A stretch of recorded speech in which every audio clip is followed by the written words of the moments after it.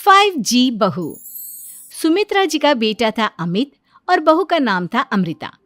सुमित्रा जी की बहू की बातें सुनकर ऐसा लगता था कि जैसे वो बहुत इंटेलिजेंट है, क्योंकि उससे कभी भी कोई भी सवाल पूछो फट से जवाब दे देती थी।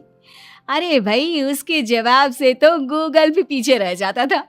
और इसलिए कम से कम सुमित्रा जी के घर में तो किसी को भी गूगल की जरूरत ही नहीं पड़ती थी।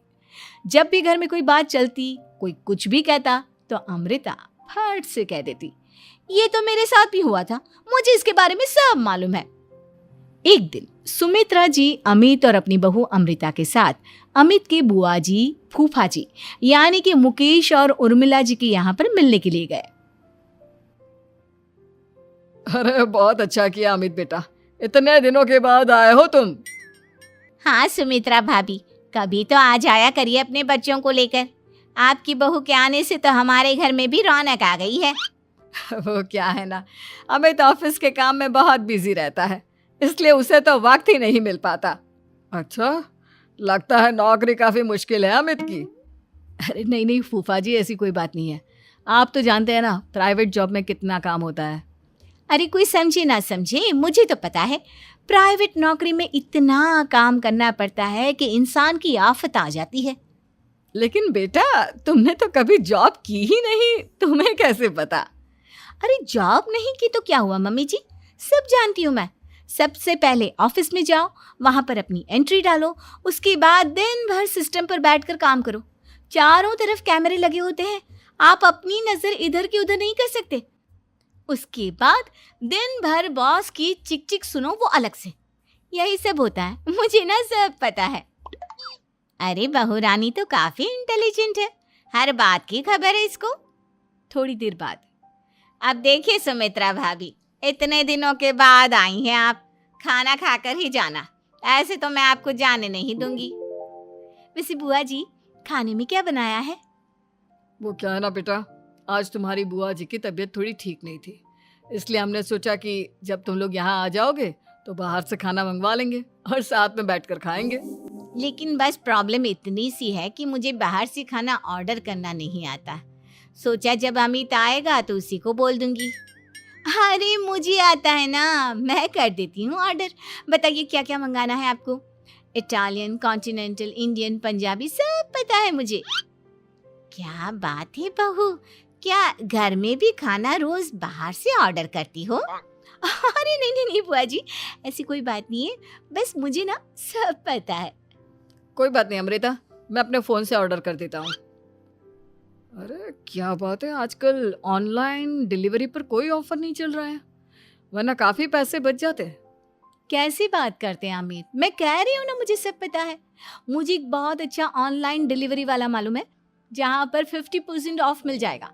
और आज तो वैसे भी फ्राइडे है ना, फ्राइडे को तो उस पर 50-70% ऑफर मिलता ही मिलता है। अरे क्या बात है, इसके बारे में तो मुझे पता ही नहीं था।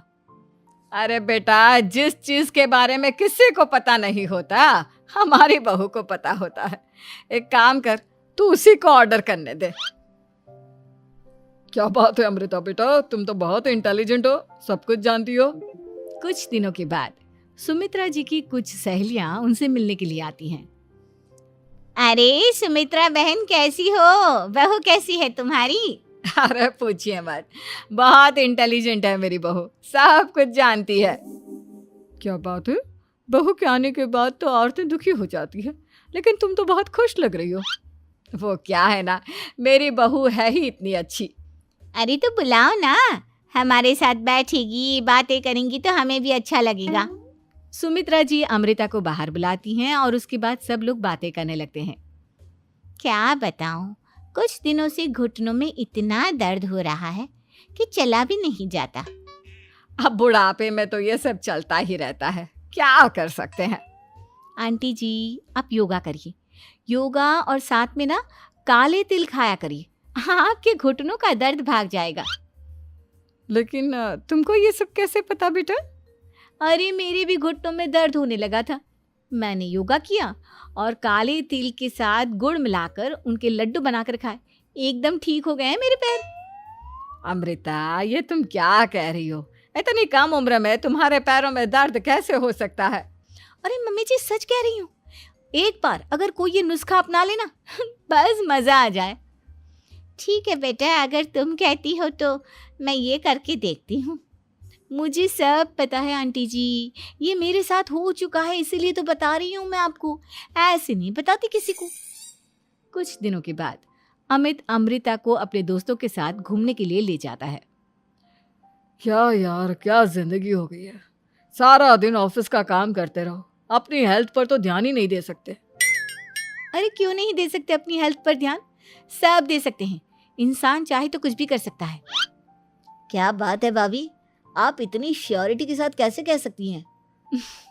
अरे आजकल ना एक से एक एप्लीकेशन है मार्केट में, और जानते हैं उसमें कुछ एक्सरसाइज तो ऐसी बताते हैं जिन्हें आप अपने ऑफिस में बैठे बैठे, मेरा मतलब लैपटॉप पर काम करते करते भी कर सकते हैं।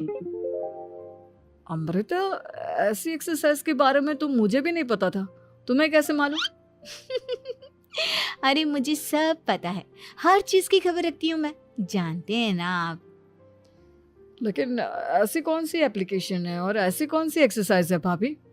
एक मिनट, मैं आपको अपने मोबाइल में दिखाती हूँ। अरे वाकई में भाभी तो सही कह रही हैं।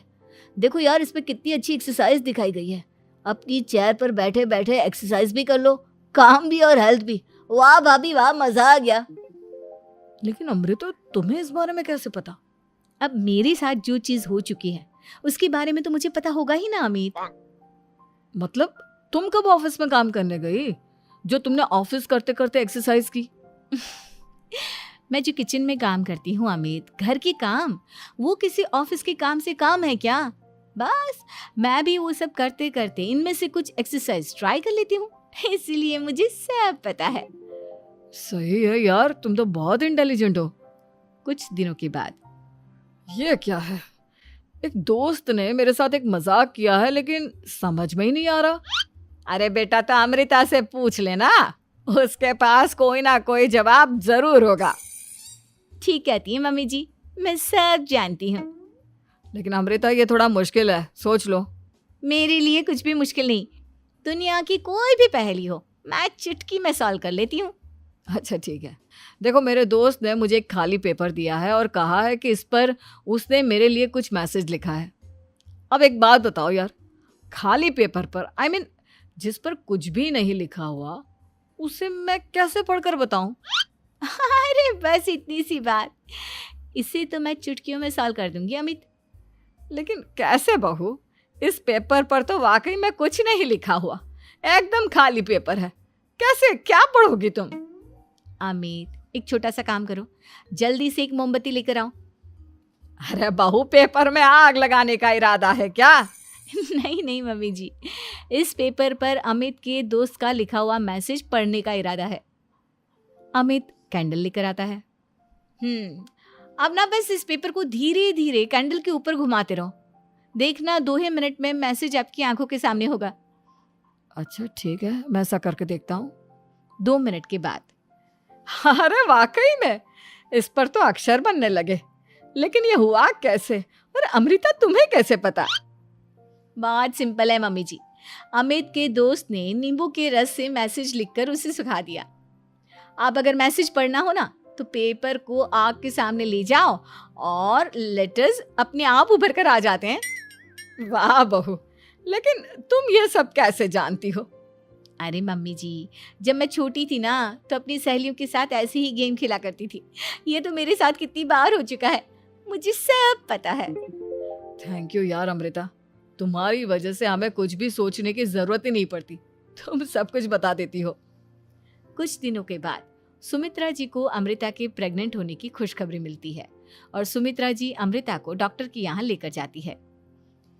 देखिए सुमित्रा जी, आपकी बहू की तबीयत बिल्कुल ठीक है, किसी भी तरह की चिंता करने की कोई ज़रूरत नहीं है।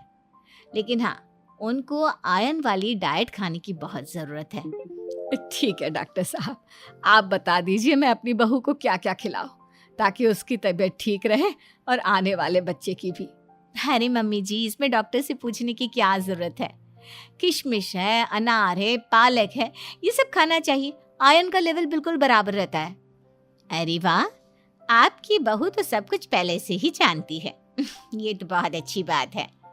देखो, आयरन के साथ तुम्हें कैल्शियम भी खाना होगा। जानती हूँ मैं, अगर आयरन की खाली सप्लीमेंट लेते हैं और कैल्शियम नहीं लेते तो बॉडी उसे अच्छे से एब्जॉर्ब नहीं कर पाती। सब पता है मुझे। बहू ये भी मालूम है?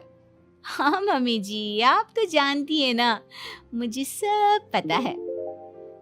आपकी बहू की बातें सुनकर अच्छा लग रहा है।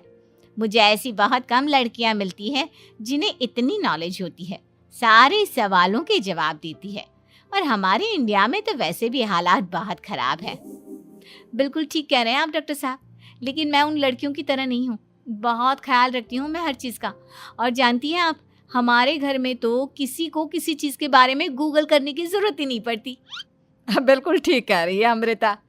अरे कुछ भी पूछ लो इसे, सब पता होता है। अरे वाह, तुम तो बड़ी कमाल की लड़की हो। चलो, ये तो बहुत अच्छी बात है, लेकिन फिर भी डॉक्टर की सलाह पर पूरा ध्यान देना चाहिए।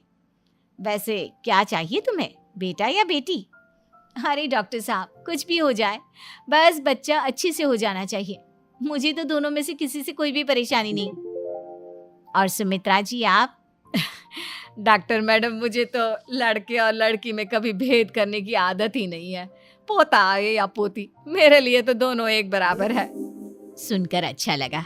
वैसे आप जानती हैं, हमारे यहाँ पर तो लोगों को बड़ी बेचैनी रहती है ये जानने की कि पेट में लड़का है या लड़की, लेकिन विदेशों में ऐसा नहीं होता। हाँ, वहाँ पर तो सब कुछ पहले से ही बता देते हैं ना। ये भी कोई बात हुई भला? लेकिन तुम्हें कैसे पता कि वहां पर सब कुछ पहले ही बता देते हैं? अच्छा हाँ, तुम तो सब कुछ पहले से ही जानती हो ना। तुम्हारे साथ तो सब कुछ पहले से ही हो चुका होता है।